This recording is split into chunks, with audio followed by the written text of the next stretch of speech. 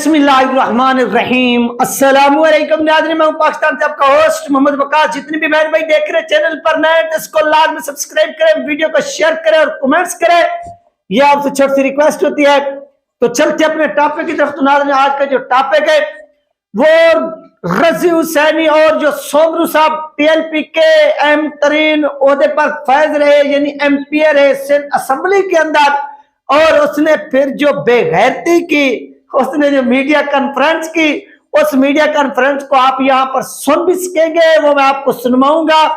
तो यार इसके ऊपर जो है ना मैं इतनी बात कहूंगा कि यार आप देखें कि हर मुआशरे के अंदर, हर मोहल्ले के अंदर, हर सिटी के अंदर इस तरह की वारदात होती रहती है कि जब रजी हुसैनी साहब, गैरत भी कोई चीज होती है। अगर बंदा किसी कुत्ते को पाले ना तो उसको रोटी खिलाए, तो वो कुत्ता जो है ना क्या करता है, वो बेवफाई नहीं करता अपने मालिक के साथ।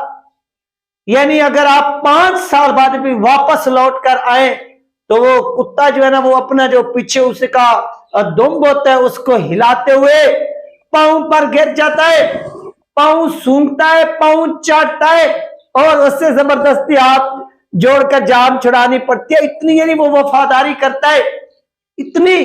और आप, मुझे याद है जब अल्लामा खादिम हुसैन रिजवी रहमतुल्लाह अलैह की डेथ हुई थी, आप वहां पर उनके कदमों में बैठकर रो रहे थे यार। और आज आप उसकी औलाद के खिलाफ, उसकी बनाई हुई तहरीक के खिलाफ किस मुंह से मीडिया कॉन्फ्रेंस करवा रहे हो सोमरू से?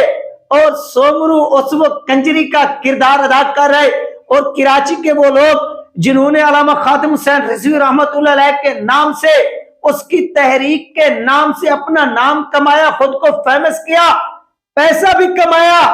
ये नहीं है कि सिर्फ अपना नाम कमाया, नहीं, पैसा कमाया है। आज वो कंजरी का किरदार अदा करते हैं। यानी अगर कोई शरीफुल नफ्स इंसान है, सादरी सब तो शरीफ इंसान है, वो इनको जवाब तो दे नहीं सकते। तो इन्होंने जो कराची के अंदर वो कंजरियां बाकी बची हुई हैं वो पीछे लगा दिए। कभी कौन सी कॉन्फ्रेंस हो रही है, कभी कौन सी। यार आपके अंदर दम खम है तो आप, हाँ, अगर आपको टीएलपी पसंद नहीं है तो यार आप धड़ल्ले के साथ सीना तान कर कॉन्फ्रेंस करें और कहें कि यार हमने इस वजह से टीएलपी छोड़ी, ये इनके अंदर खामियां थी। तो मोस्ट वेलकम। सियासत करना आप सबका जो है वो हक बनता है, आप सियासत करें, आप मैदान में आकर करें, लेकिन मुनाफिकत छोड़कर किसी की जात के ऊपर घटिया तरीन इल्जाम लगाकर पार्टी को छोड़ना, यह बेगैरती के जुमरे में आता है। आइए नाज़रीन, सबसे पहले आप इसकी कॉन्फ्रेंस सुन लें, फिर बात में बात करते हैं। मैं अपने तवज्जुह से एक बात कहता चलूं कि मेरा जो हल्का था PS 107, आज 2023 में वो हल्का बंदी जब चेंज हुई तो वो PS 106 है। तो मेरा PS 107 साहब का दौर में जिस जमात से ताल्लुक था उसका नाम था तहरीक लब्बैक पाकिस्तान। मैं किसी की बुराई करने के लिए यहाँ नहीं बैठा, मेरा ज़हन नहीं मिला, मेरा दिल नहीं मिला उनके साथ। और आज मैं मायूसी में उनसे जो है ना ला ताल्लुकी का ऐलान करता हूँ, और मैं तय दिल से जो है ना यारी अलायंस को गले से लगाता हूँ और अपनी तमाम मेहनतें, काविशें इनके साथ लगाने के लिए शाना बछाना इनका साथ दूंगा।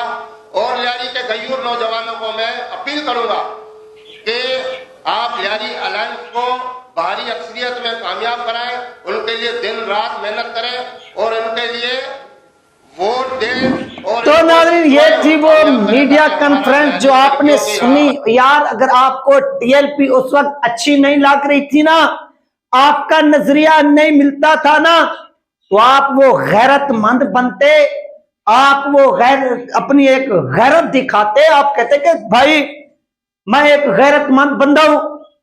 टीएलपी के जिसके ऊपर आपने इल्जाम लगाया कि साद साहब ने, इसी कॉन्फ्रेंस में यही शख्स कहता है नाज़रीन कि साद रेज़वी ने 16 करोड़ रुपए लिए सेनेट के इलेक्शन में।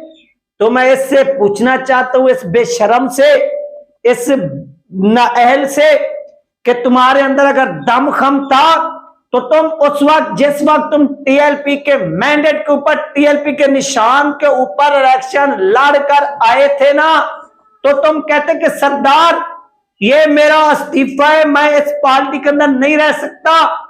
उस वक्त आप मजे लूटते रहे, टीएलपी के नाम से फंड मिलता रहा, वो खाते रहे, पीते रहे। जब देखा कि अब टिन्योर पूरा हो चुका है और रजी हुसैनी ने वहां पर जो बगावत की थी वो बगावत भी कुछ नहीं गई, तो जब बच्चा कुछ नहीं तो फिर वो इस तरह से काम होता है ना, जब इलाके के अंदर बहुत बड़ा कोई मशहूर बंदा हो जाए और उसका नाम हो तो फिर जो मुखालफिन है वो क्या करते हैं, वो इस तरह के जो हिजड़े होते हैं उन हिजड़ों को उनके पीछे लगा देते हैं। और वो जो हिजड़े होते हैं वो क्या करते हैं, इल्जाम लगाते हैं कभी किस चीज का, कभी इज्जत नफ्स का, कभी किस चीज का, कि ये लोग मेरे साथ ये कर रहे थे, मेरे साथ वो कर रहे थे, मैं अपनी जान बचाने के लिए थाने पर इधर उधर पुलिस बुलवा लेती है।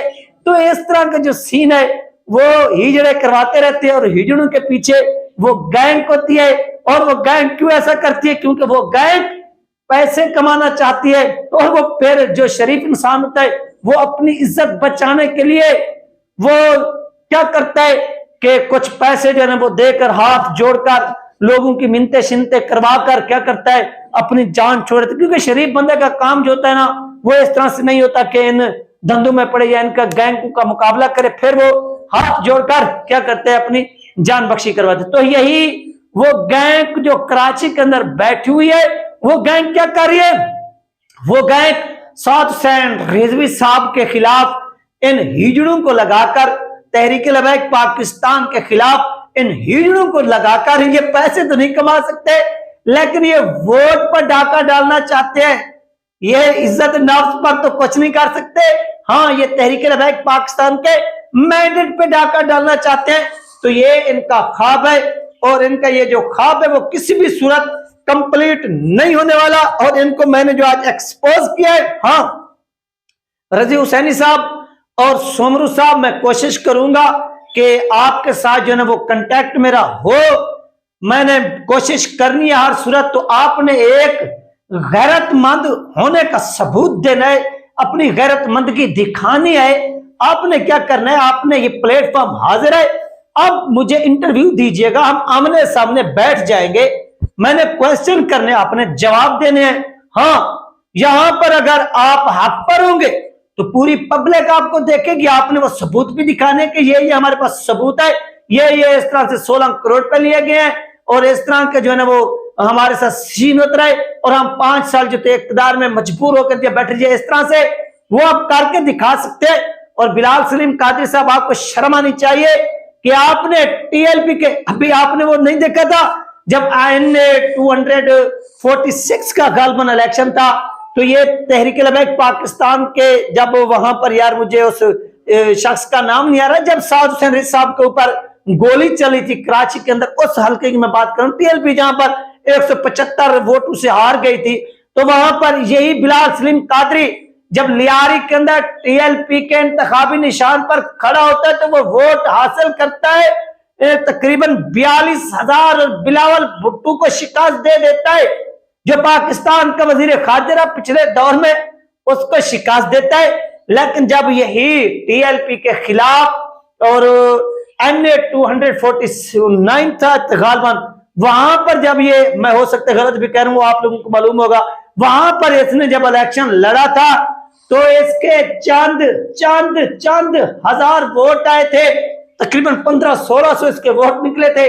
तो वो यहीं पर ही पता चल गया कि यार तुमने अगर पिछली बार वोट हासिल किए थे, नाम कमाया था, तो वो टीएलपी की वजह से नाम कमाया था, वो टीएलपी की वजह से ये सब कुछ हासिल किया था। लेकिन अब वो दौर चला गया, अब क्योंकि अवाम आपका चेहरा पहचान चुकी है, आप सियासत करें चाहे जिस पार्टी में जाएं, यार किसी से कोई इख्तिलाफ नहीं है, लेकिन जब आप किसी की जात के ऊपर कीचड़ उछाड़ेंगे कि वो गलत था, तो मैं हाजी सनाउल्लाह था, तो मैंने ये किया तो वो किया, तो ये चीज नहीं। आप साद रिजवी के मुकाबले में इलेक्शन लड़ो, आप शुरा के अरकान के मुकाबले में इलेक्शन लड़ो, आप कासिम फखरी के हल्के में उनके खिलाफ इलेक्शन लड़ो, ये आपका राइट है, हम आपको नहीं रोकते। लेकिन जब आप किसी की पार्टी के ऊपर, किसी की इज्जत के ऊपर, क्योंकि पार्टी एक इज्जत है ना, उसको चलाने वाले के ऊपर जब आप कहेंगे कि इसने 16 करोड़ लिए, तो आप किस पर इल्जाम लगा रहे हैं? जब आप ये चीज करेंगे तो आपको क्या किया जाएगा, फिर आपको जवाब दिया जाएगा, फिर आपको जवाब सुनना पड़ेगा, चाहे आपके अंदर सब्र हो या ना हो, लेकिन आपको फिर जवाब सुनना पड़ेगा। ये थी नाज़रीन अहम तरीन अपडेट जो आप लोगों के साथ शेयर की है। अपना ख्याल रखिएगा, मुझे दुआ में याद रखिएगा। मिलते हैं नेक्स्ट वीडियो में। अल्लाह हाफिज।